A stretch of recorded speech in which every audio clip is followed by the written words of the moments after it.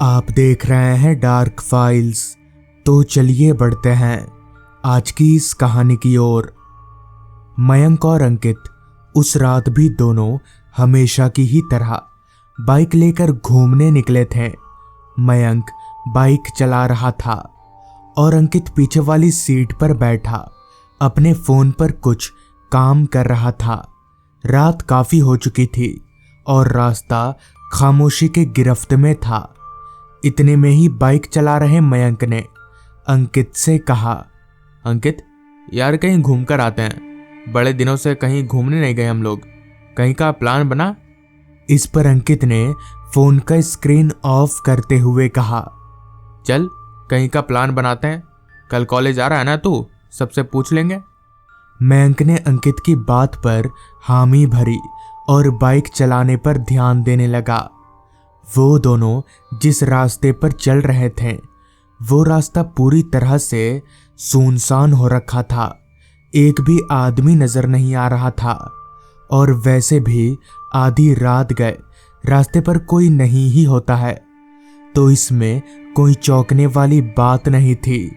अभी वो दोनों आगे बढ़ ही रहे थे कि तभी एक मोड़ के पास से मयंक ने बाइक को दूसरे रास्ते की तरफ मोड़ लिया। मयंक को ऐसा करता देख अंकित काफी हैरान हुआ। इस रास्ते पर क्यों मोड़ा बाइक को तूने? तू जानता है ना इस रास्ते पर रात में कोई नहीं आता। तो अंकित की बात पर मयंक बोला, इसलिए तो आया हूं इस रास्ते पर पता लगाने कि आखिर लोग ऐसा क्यों करते हैं।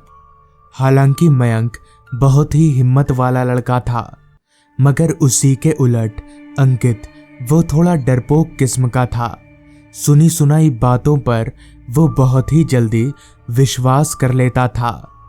मयंक को अंकित ने समझाने की बहुत कोशिश की, पर वो कहाँ किसी की सुनने वाला था।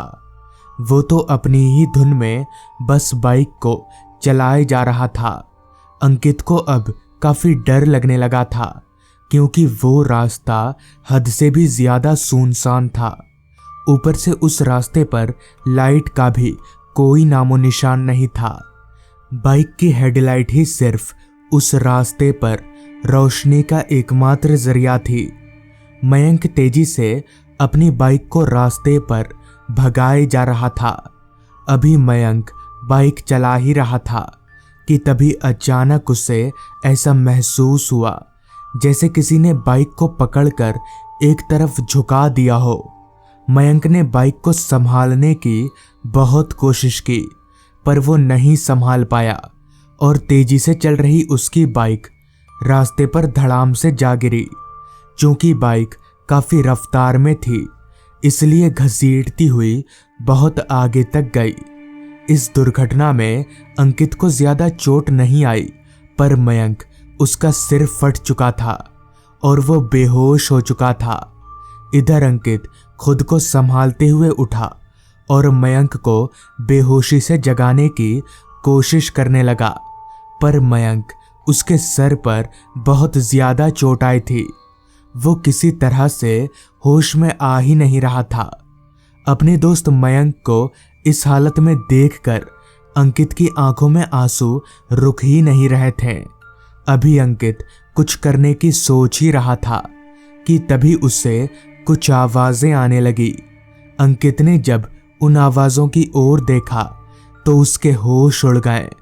उसे अपनी आंखों पर यकीन ही नहीं हो रहा था, क्योंकि उसने देखा कि दो लोग जिन्होंने हॉस्पिटल के कपड़े पहन रखे थे, वो लोग सड़क पर दौड़ते हुए स्ट्रेचर लेकर उसी की तरफ आ रहे हैं। ये देखकर अंकित को हैरानी होनी चाहिए थी, पर उस वक्त वो इतनी परेशानी में था कि उसे कुछ समझ में ही नहीं आ रहा था। हॉस्पिटल के कपड़े वाले वो लोग स्ट्रेचर लेकर सीधे मयंक और अंकित के पास आकर रुके। उन्होंने मिलकर मयंक को उठाकर स्ट्रेचर पर लिटा दिया और उसे कहीं ले जाने लगे। अंकित भी अपने दोस्त के खातिर उन्हीं लोगों के पीछे पीछे भागने लगा। रास्ते पर कुछ देर भागते रहने के बाद वो लोग रास्ते के किनारे बने एक बड़ी सी इमारत के पास रुके। देखने से तो वो इमारत किसी हॉस्पिटल की तरह लग रही थी। खैर, वो दोनों वार्ड बॉय स्ट्रेचर लेकर हॉस्पिटल के अंदर चले गए। अंकित भी उनके पीछे पीछे गया, मगर अंकित को अब काफी हैरानी हो रही थी कि आखिर इतना बड़ा हॉस्पिटल ऐसे रास्ते पर क्यों है। पर चूंकि अंकित इस रास्ते पर पहली बार आ रहा था, तो इसलिए उसे लगा कि शायद होगा यहाँ हॉस्पिटल। वो हॉस्पिटल बाहर से जितना गंदा और पुराना लग रहा था, अंदर से उतना ही चमक रहा था। वो दोनों वार्ड बॉय स्ट्रेचर को लेकर एक कमरे में घुस गए और अंकित को उस कमरे के बाहर ही बैठने के लिए कहा। उस कमरे के दरवाजे के ऊपर लिखा था ऑपरेशन थिएटर। खैर, अंकित उस कमरे के बाहर ही बेंच पर बैठ गया और इंतजार करने लगा कि कब उसे कोई अच्छी जानकारी मिले। उस हॉस्पिटल में सब कुछ था, वार्ड बॉय, डॉक्टर, सारे लोग थे।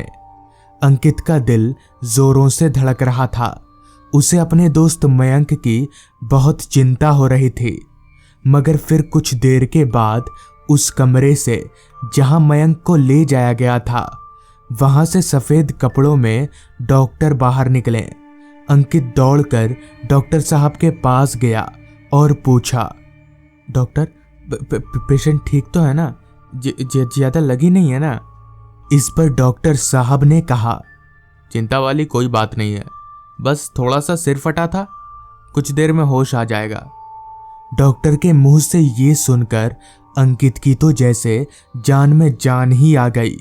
राहत की सांस लेते हुए वो वापस अपनी जगह पर बैठ गया। उसने सोचा अपने घर पर और मयंक के घर पर फोन कर दे। ये सोचकर उसने अपने जेब से फोन निकाला, मगर फोन में नेटवर्क ही नहीं था। उसने सोचा शायद हॉस्पिटल के बाहर नेटवर्क मिल जाएगा, लिहाजा वो अपनी जगह से उठकर हॉस्पिटल के बाहर की तरफ जाने लगा। अभी वो उठकर हॉस्पिटल के बाहर की तरफ जा ही रहा था कि तभी एक वार्ड बॉय सामने से दौड़ते हुए अंकित की तरफ आने लगा। वो इतनी तेजी में आ रहा था कि वो अचानक से अंकित से टकरा गया। पर ये क्या, अंकित से टकराने के बजाय वार्ड बॉय उसके शरीर के आर पार हो गया। अंकित के पैर वहीं अपनी जगह पर जम गए। उसे समझ नहीं आ रहा था कि आखिर ऐसा कैसे हो सकता है। कोई इंसान किसी इंसान के शरीर के आर पार कैसे हो सकता है। अंकित ने एक नज़र पीछे पलटकर देखा, मगर वो वार्ड बॉय पीछे दूर दूर तक कहीं नहीं था। अंकित को लगा शायद ये उसके मन का वहम होगा। यही मानकर वो अपने मन को शांत कर लिया और वापस बाहर की तरफ जाने लगा। अंकित हॉस्पिटल के बाहर निकला और अपना फोन देखने लगा, मगर अभी भी फोन में नेटवर्क का नामो निशान तक नहीं था। अंकित को समझ नहीं आ रहा था कि आखिर यहाँ नेटवर्क क्यों नहीं मिल रहा है। खैर, निराश होकर अंकित वापस हॉस्पिटल के अंदर जाने लगा। अंकित अभी हॉस्पिटल के अंदर जा ही रहा था कि तभी उसकी पेशानी में एक बहुत तेज दर्द होने लगा। उसने अपने माथे को छूकर देखा, पर उसे कुछ समझ में नहीं आ रहा था, क्योंकि वहां आसपास कोई आईना वगैरह नहीं था। लिहाजा अंकित ने अपने फोन का सेल्फी कैमरा ऑन किया और अपना चेहरा देखने लगा, लेकिन उसके माथे पर कहीं कोई चोट नहीं था। पर यह क्या, सेल्फी कैमरा में जब अंकित ने हॉस्पिटल को देखा तो उसकी आंखें फटी की फटी रह गईं, क्योंकि कैमरा में हॉस्पिटल पूरा जला हुआ था। अंकित फिर से एक बार काफी हैरान हो गया। उसे लगा शायद उसकी तबीयत खराब है, इसलिए उसे बार बार नजरों का धोखा हो रहा है। अगर वो थोड़ा सो जाएगा तो शायद ऐसा नहीं होगा। ये सोचकर अंकित ने अपना फोन जेब में डाला और वापस से मयंक जिस कमरे में था उस कमरे के बाहर लगी बेंच पर जाकर बैठ गया उसने अपनी आंखों को बंद कर ली और सोने की कोशिश करने लगा।